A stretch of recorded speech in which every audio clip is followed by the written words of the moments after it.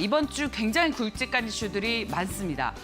먼저 본격적으로 기업 공개 대여급 공모 청약이 이번 주부터 시작됐는데 첫 주자는 오늘 카카오뱅크입니다.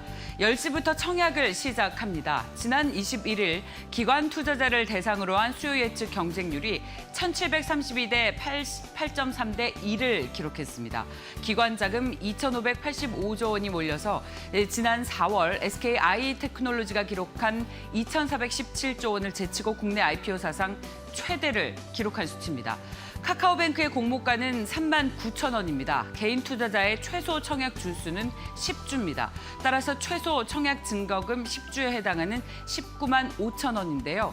이 카카오뱅크의 경우 절반은 균등으로 나머지 절반은 비례로 배분할 예정이기 때문에 만약 이 19만 5천 원을 넣으신다면 1주 정도는 받을 가능성이 커지는 겁니다. 대표 주관사는 KB증권입니다. 배정 물량이 28%로 가장 많습니다. 그리고 인수단으로 참여하는 한국투자증권 같은 경우에는 19% 배정을 받았고 최대 배정 물량은 358만 7,164주입니다. 자, 이 나머지는 현대차증권이 한 2% 정도 그리고 하나금융투자가 배정 물량 3% 정도를 확보를 했습니다. 이 공모청약 둘째 날 오후까지 눈치 보기를 하다가 막판에 청약이 몰릴 가능성이 크죠.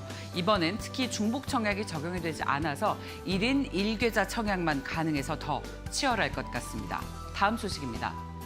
신세계그룹이 스타벅스 커피 코리아 최대 주주로 떠오르면서 대한민국 주식시장에 스타벅스 코리아가 상장될 가능성이 생겼습니다. 신세계그룹은 스타벅스 본사와 협상해서 스타벅스 코리아 지분 50%를 넘겨받고 이 중에 30%를 싱가포르 투자청인 GIC에 매각하는 거래를 조만간에 매듭 짓겠다고 밝혔습니다. 신세계그룹은 이마트를 통해서 스타벅스 코리아 지분을 기존 50%에서 70%까지 확대하고 한국 내 사업에 대해서 독점적인 권한을 갖게 됐습니다. 스타벅스 코리아는 약 2조 7천억 원의 기업 가치를 인정받았고요. 재무적 투자자로 참여하는 이 싱가포르 투자청은 지분 30%를 8천억 원에 매입하게 될 것 같습니다. 특히 이번 지분 거래에는 이 신세계그룹이 스타벅스 코리아를 수년 내에 상장하는 조건이 담겼는데 이게 한 4년에서 5년 정도 걸릴 것 같습니다. 스타벅스 코리아가 처음으로 한국에 합작사로 설립된 것 언제인지 기억하십니까? 1997년입니다. 그리고 10년 전인 2010년 이후에는 아주 폭발적인 성장을 해서 매년 매출이 거의 2조 가까이 나고 있고요. 이익은 1,700억 원대를 기록하고 있습니다.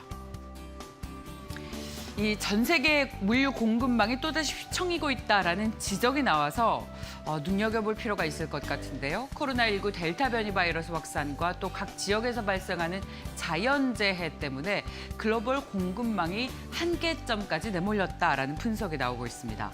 컨테이너선 운임 지수도 연일 사상 최고치를 기록을 하고 있어서 하반기 세계 경제에는 인플레이션 공포를 가중시키는 게 아니냐는 해석인데 이 로이터 통신이 각국 기업인과 또 해운 전문가의 의견을 이용해서 이와 같은 보도를 했습니다.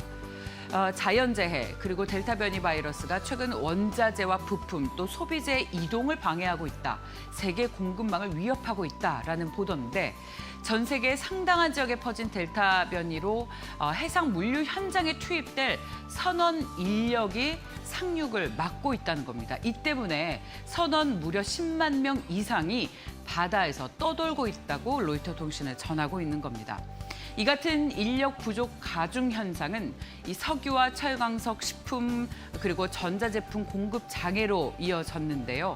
전 세계 화물의 무려 90%를 선방에 담당하고 있는 만큼 전 세계 공급망이 위험한 상황에 처해 있다고 판단한 것 같습니다.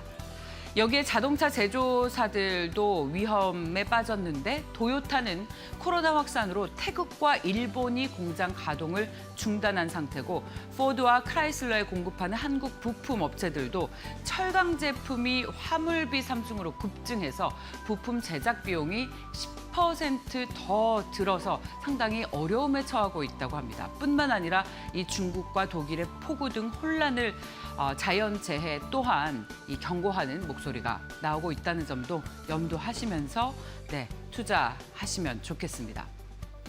이번 주 굵직한 이슈 가운데 삼성전자와 SK하이닉스의 실적 발표도 있습니다. 삼성전자는 29일, SK하이닉스는 27일이죠.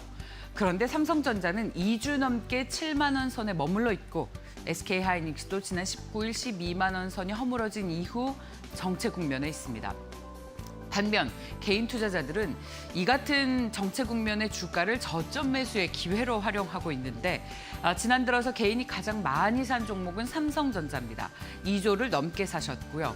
SK하이닉스도 8천억 원가량을 개인 투자자들이 매수하셔서 뒤를 이었습니다. SK하이닉스의 실적도 2분기 이익이 전년 동기 대비 무려 2배 이상 증가할 것으로 예상이 돼서 기대는 높죠. 그런데 메모리 반도체 가격 고점 논란이 있습니다. 삼성전자도 대만 반도체 기업인 TSMC와 또 미국 인텔과의 경쟁 심화가 예상되고 있어서 역시 이 같은 변수들도 체크하셔야겠습니다. 이번 주 실적이 어떻게 나올지 함께 지켜보시죠. 이번 주 가장 중요한 이슈 중에 또 하나, 바로 미국의 부채 한도 상향 이슈입니다. 이 도널드 트럼프 전 대통령 시절인 2019년에 백악관과 의회가 이 정부 부채 한도를 적용하는 시점을 2021년 7월 31일까지 2년 유보하겠다라는 데 합의한 바 있습니다. 그리고 그게 바로 이번 주입니다. 부채 한도 규모는 23조 4천억 원에 달합니다. 제닛 옐런 미국 재무장관이 이 문제를 경고하고 의회에 한도를 늘려주거나 혹은 법정 상향 적용 시점을 유보해달라고 요청했습니다. 왜냐하면 지금대로라면 국가부채가 8월 1일 법적인 한계에 도달할 것이며 다음 주에는 사상 초유의 정부 채무 불이행 디폴트 가능성이 있다라고 이야기를 한 건데요. 이 옐런 장관은 만약에 디폴트가 현실화되면 미국 경제와 모든 미군의 생계를 생계에 피해를 줄 것이라고 경고했습니다. 특히 2011년 스탠더드 앤 푸어스가 미국 신용 등급을 강등했던 사례를 언급하기도 했습니다. 당시 공화당과 민주당은 부채 한도를 유예하기로 극적으로 합의했지만 S&P는 디폴트 위기가 있었다는 이유로 미국의 사상 초유의 오명을 안겼었죠. 이번에도 양당은 팽팽한 줄다리기를 벌이고 있습니다. 이런 오늘 아주 중요한 이번 주의 이슈를 저희 현대차 증권의 김중원 투자전략팀장과 오늘 또 특집으로 마련을 했습니다. 이번 주 중요한 경제 지표 그리고 이 미국의 부채 한도 상향 이슈에 대해서 9시 반 이후에 자세하게 저희와 함께 분석하고 이번 주 시장을 예측하시죠. 자, 그렇다면 증권사에서 보고 있는 주요 이슈도 살펴보고 넘어갑니다. 교보증권 영업부로 가겠습니다. 오기철 차장님, 안녕하십니까? 네, 안녕하십니까? 네, 전해 주십시오. 네, 이번 주부터 이제 공모주 슈퍼위크라고 일단은 지금 얘기들이 많습니다. 8월 초 중순까지 카카오뱅크, 크래프트 등 이제 대여급 공모주하고 중소급 이제 공모주 일반층이 좀 대거 몰려 있는데요. 이 중에서 오늘부터 이제 일반 공모가 시작되는 카카오뱅크에 대해서 좀 일정 부분 소개를 해드리려고 합니다. 일반 공모는 오늘하고 내일 이틀간 이제 공모가 진행이 되고요. 상장일은 8월 6일입니다. 주관사는 이제 KB한투, 하나현대사 증권 등에서 맡고 있고요. 카카오뱅크 같은 경우 지난 21일 같은 경우 기관 수요 예측이 이제 흥행을 하면서 일단은 주목을 좀 많이 받았습니다. 경쟁률이 약 1,732대 1. 일단은 자금은 약 2,585조로 사상 최대를 SKIT를 좀 뛰어넘는 그런 흐름을 보였습니다. 또한 이제 기관들이 의무 보유 하격 비율이 약 45% 정도에 해당되는데요. 15일에서 6개월 정도 일단은 받은 물량을 보유를 하는 계약을 맺은 겁니다. 이러한 이제 수요가 흥행을 할 수 있었던 이유는 은행과 플랫폼이 융합이 되었고 카카오에 대한 네임밸류가 좀 일정 부분 영향을 좀 많이 미쳤다 이렇게 좀 보여지고 있습니다. 그래서 이제 공모가 같은 경우는 희망 밴드였던 33,000원에서 39,000원대 최상단인 39,000원대가 결정이 되었고요.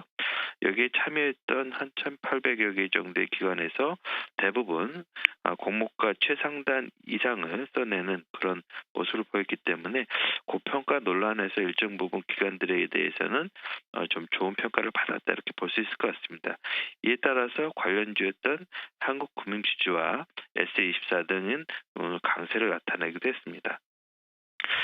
일단 카카오뱅크를 잠깐 좀 소개를 해보자면 2017년도에 고객이 100만에서 올해 이제 3월달 1,600만 명을 돌파를 할 정도로 무섭게 성장하는 그런 모습을 보였습니다.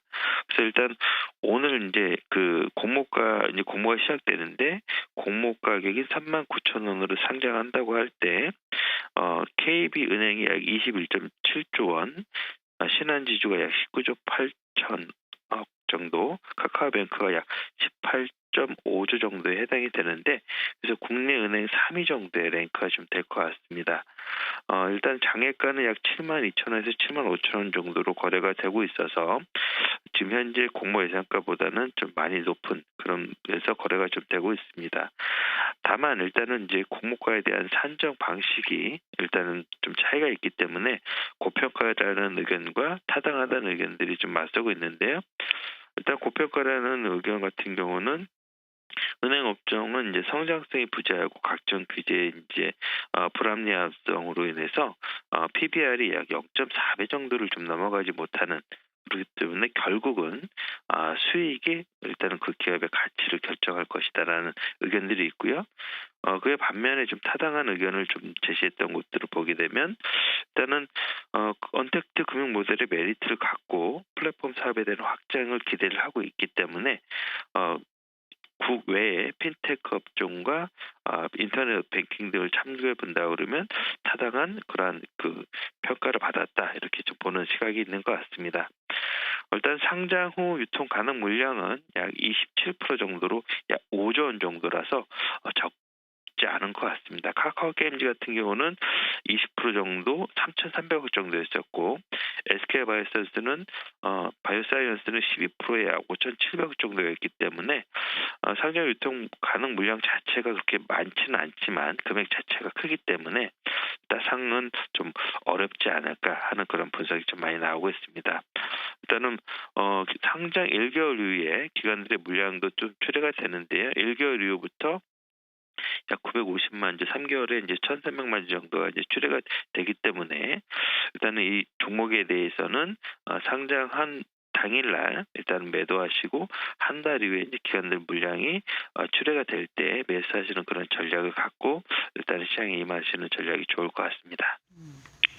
네, 자, 말씀 여기까지 듣겠습니다. 고맙습니다. 네, 감사합니다.